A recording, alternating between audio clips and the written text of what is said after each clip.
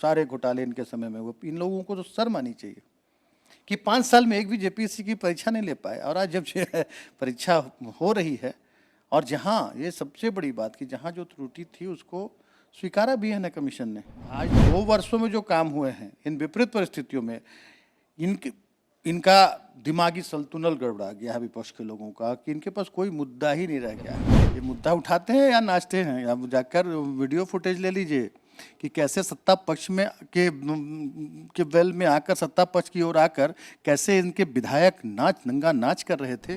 नमस्कार, सत श्री अकाल, आदाब, जोहार, जो कहिए सब एक ही है। हमारे साथ मिथिलेश ठाकुर है, मंत्री, जो आमतौर पे अपनी सरकार के हर मुद्दे पर बहुत अच्छी तरीके से बात को रखते हैं और सरकार को डिफेंड करते हैं। 2 साल सरकार के पूरे होने वाले हैं, बहुत कम दिन बचा है। सर, 2 साल में व्यक्तिगत तौर पे मंत्री बन के आपने क्या खो दिया? मैंने कहीं जैसे पहले बाहर चाय पी पाते थे खुले में, ऐसा कुछ भी नहीं है। हम स्वतंत्र, हम सबसे पहले तो मैं आपको बता दूं कि मैं मंत्री नहीं हूं, मैं सीएम, ये आपको बता दूं। चुनौती हेमंत जी को, सीधी चुनौती, सीएम हूं मैं। सीएम का मतलब कॉमन मैन समझता हूं अपने आप को, कभी मंत्री नहीं समझता हूं, आम आदमी। लेकिन पहले एक आम आदमी की तरह शुरू से हमारा व्यवहार रहा। जब भी मैं विधायक बना तब भी मैं मंत्री बना तब भी, दोनों इसी तरह की एक प्रोटोकॉल होता है जो सभी वैसे संवैधानिक पदों पर बैठने के बाद एक प्रोटोकॉल उसको मेंटेन करना, और जो सरकार की ओर से जो सुविधाएं उपलब्ध, जो सरकारी सुविधाएं उपलब्ध होती हैं। लेकिन मैं हमेशा आम व्यक्ति की तरह मैं रहता हूं और आम व्यक्ति की तरह मेरा व्यवहार है, और हमेशा अपने आप को सहज महसूस करता हूं। लोगों से मिलना जुलना, सड़कों पर मिलना, चौक चौराहों पर मिलना, लोगों की समस्याएं सुनना, अपने विधानसभा क्षेत्र में बाइक से घूमना, ये सारा मेरे दिनचर्या में रहता है कि बाइक से भी जहाँ जाना है बाइक से जाना आना।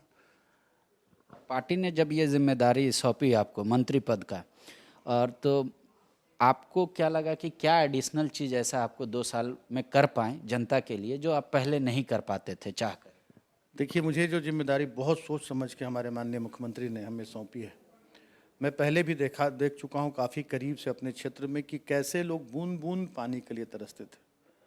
और मैं अपने निजी कोष से, जहाँ के लोग, बहुत सारी लोग जो पूरी तरह से साधन संपन्न लोग, जिनका करोड़ों में रिटर्न, करोड़ों का टर्नओवर, वैसे लोग भी पीने के पानी के लिए उन्हें अपना शहर छोड़ना पड़ता था। उस पीने के पानी के अभाव में पलायन करना पड़ता था। गर्मी के दिनों में 10-10, 12-12 टैंकरों से मैं शहर के लोगों को पीने का पानी उपलब्ध कराता था। ग्रामीण क्षेत्रों में भी कामोवेश यही स्थिति रहती थी। शादी ब्याह में दूर दूर टैंकरों से मैं पानी पहुंचवाता था। आज सबसे बड़ी उपलब्धि मुझे लगती है कि आज कहीं से भी, इन 2 वर्षों में कहीं से भी डिमांड नहीं। हमारे टैंकर आइडल पड़े हुए हैं, ऐसे पड़े हुए हैं टैंकर हमारे। सभी लोगों को अभी से ही पीने का शुद्ध पानी उपलब्ध हो रहा है, और इसमें और तेज़ी लाई जा रही है कि प्रत्येक घर को हमारी पहली प्राथमिकता है कि शहरी क्षेत्र में तो हमारा बहुत ज़्यादा अब हम सीमित हो गए हैं। शहरी क्षेत्र में जुडको के द्वारा काम, जुडको में भी नगर विकास विभाग का एक उपक्रम है जुडको, उससे भी बहुत युद्ध स्तर पर काम कराया जा रहे हैं कि शहरी क्षेत्र में लोगों को शुद्ध पेयजल उपलब्ध हो हर घर को।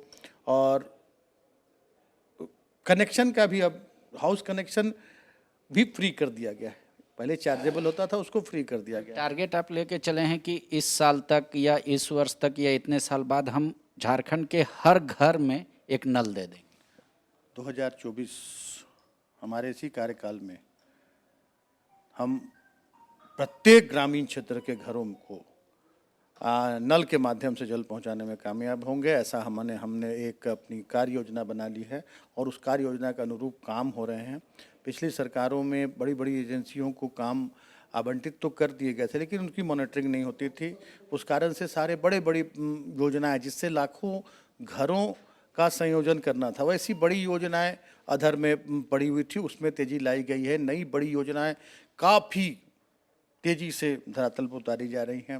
एक समस्या आ रही है देखने को कि आपकी सरकार में ये जो बिलो 30 और बिलो 50 वाला जो जा रहा है उसके चलते कई काम नहीं हो पा रहे हैं। कई लोग अब ये संवेदक संग मांग उठा रहे हैं कि उसको वापस लेना चाहिए।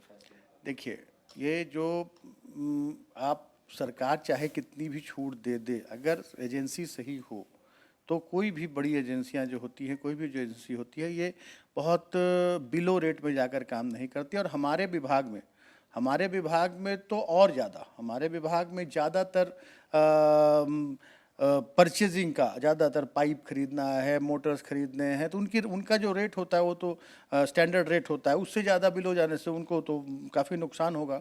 इसलिए मैं पर्टिकुलर अपने विभाग की बात अगर करूं तो इसका कोई प्रतिकूल असर नहीं पड़ा है। हमारे विभाग में सभी लोग उचित दर पर ही काम ले रहे हैं। और क्योंकि हमारे यहाँ एक बहुत एसेंशियल सर्विस है, पीने का पानी उपलब्ध कराना है, थोड़ी भी गुणवत्ता में कमी होगी तो बहुत बड़े जान माल की क्षति हो सकती है, बहुत कुछ हो सकता है।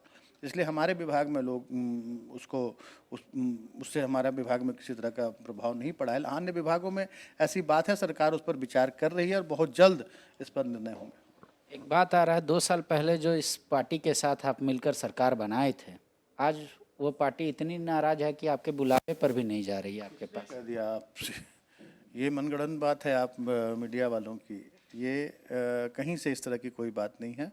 कांग्रेस हमारे गठबंधन में है, हम राष्ट्रीय जनता दल के लोग हमारे गठबंधन में हैं, राष्ट्रीय जनता दल के मंत्री हैं, कांग्रेस के मंत्री हैं, सारे विधायक हमारे साथ हैं। कभी ऐसी स्थितियां बन जाती हैं कि दोनों सभी दल तो निश्चित रूप से अलग है, लेकिन दिल हमारा एक। हम एक मिशन पर काम कर रहे हैं। हमारा एक मिशन है कि राज्य की अंतिम पंक्ति के लोगों तक को उनका हक अधिकार पहुंचाना, और उसमें हम सभी लोग मिलकर काम कर रहे हैं। कभी कभी ऐसी परिस्थितियां बन जाती हैं जिस कारण जैसे स्थिति उत्पन्न होती है। मतलब ये भाई भाई का झगड़ा जैसा है। कोई झगड़ा था ही नहीं, अलग उनकी मीटिंग समाप्त नहीं हुई थी और कुछ अपने घर में अपनी बातें रखने में समय लग जाता है। सभी विधायक अपनी बातें रख रहे थे, उससे समय निकल गया। हमारे वहाँ भी विलम्ब हो रहा था, जाड़े का समय था, इसलिए हम लोग अपने मीटिंग कर लिया। और देखा होगा आपने नज़ारा विधानसभा में, हम सभी लोग। लेकिन उनका जो मुद्दा उठा रहे हैं वो तो सही है कि 27% ओबीसी को आरक्षण, मैथिली, अंगिका, भोजपुरी को फिर से उसको लेना, उसके बाद जेपीएससी का। हमारे माननीय मुख्यमंत्री काफ़ी सुलझे हुए व्यक्ति हैं और ये मिल बैठकर जो भी किसी को किसी तरह की अपेक्षाएं होंगी, कोई असंतुष्टि होगी, ऐसी कोई बात है नहीं। अगर होगी तो हम मिल बैठकर उसको अपने घर में सुलझा लेंगे। अब 1-2 साल में विपक्ष आपको क्रेडिट में 0 दे रहा है कि ये 0 नंबर वाली सरकार है, क्योंकि 2 साल में कोई भी अपना जो मैनिफेस्टो का वादा था उसको 1% भी धरातल पर नहीं ला पाई। दूसरी बात कह रहे हैं कि आपकी सरकार में भ्रष्टाचार चरम पर है। तीसरी बात वो कह रहे हैं कि यहाँ पे मंत्री और विधायकों का कोई भी अधिकारी नहीं सुन रहा है। वो हवाला देते हैं सीता सोरेन के पीसी का। उसके बारे में आप क्या? देखिए, सबसे बड़ी बात कि हम उनसे सर्टिफिकेट लेकर नहीं आए हैं, विपक्ष के लोगों से सर्टिफिकेट लेकर नहीं आए, हम जनता से सर्टिफिकेट लेकर आए हैं और जनता के प्रति जवाबदेह हैं। और आज जनता पूरी तरह से, आज जो काम 19 वर्षों में नहीं हुए, जिसमें 17 साल जो लोग आज सवाल उठा रहे हैं, 17 साल से ज़्यादा उनको जनता ने मौका दिया। पिछले 5 साल भी उन्हें ही जनता ने मौका दिया।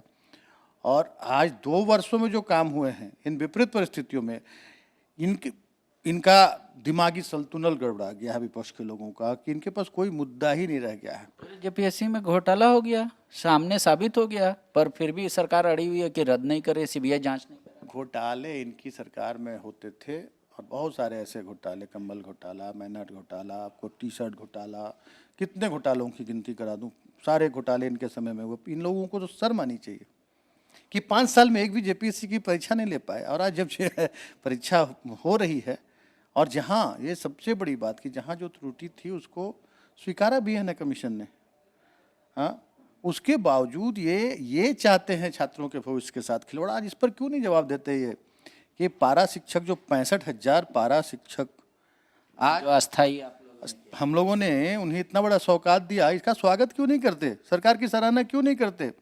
हम जब 75% स्थानीय युवाओं को हम प्राइवेट सेक्टर्स में नौकरी 40,000 तक की नौकरी का हमने कानून बना दिया। उसकी सराहना क्यों नहीं करते?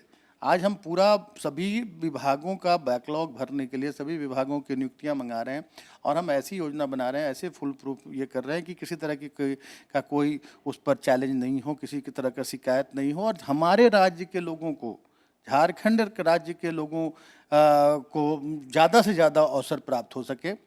तो इन्हें मिर्ची लग रही है और निश्चित रूप से लगेगी। अभी तो 2 ही साल हुए हैं।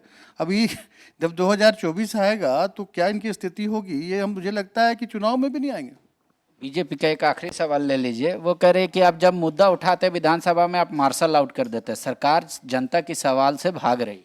ये मुद्दा उठाते हैं या नाचते हैं? आप जाकर वीडियो फुटेज ले लीजिए कि कैसे सत्ता पक्ष में के वेल में आकर, सत्ता पक्ष की ओर आकर कैसे इनके विधायक नंगा नाच कर रहे थे।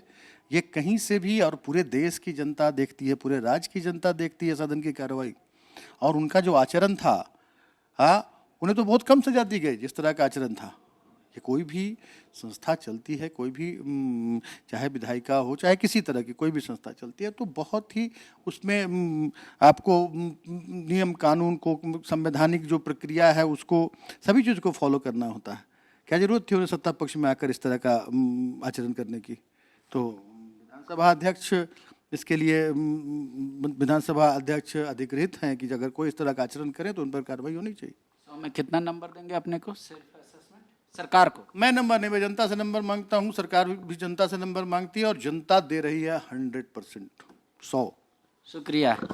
तो माननीय मिथिलेश ठाकुर का यह मानना है कि सरकार इन 2 वर्षों में ऐसा काम की है कि जनता 100 में 100% नंबर सरकार को दे रही है। विपक्ष का सर्टिफिकेट की जरूरत नहीं है, काम बोल रहा है। शुक्रिया। TheFollowUp.in. Like, share, and subscribe. www.thefollowup.in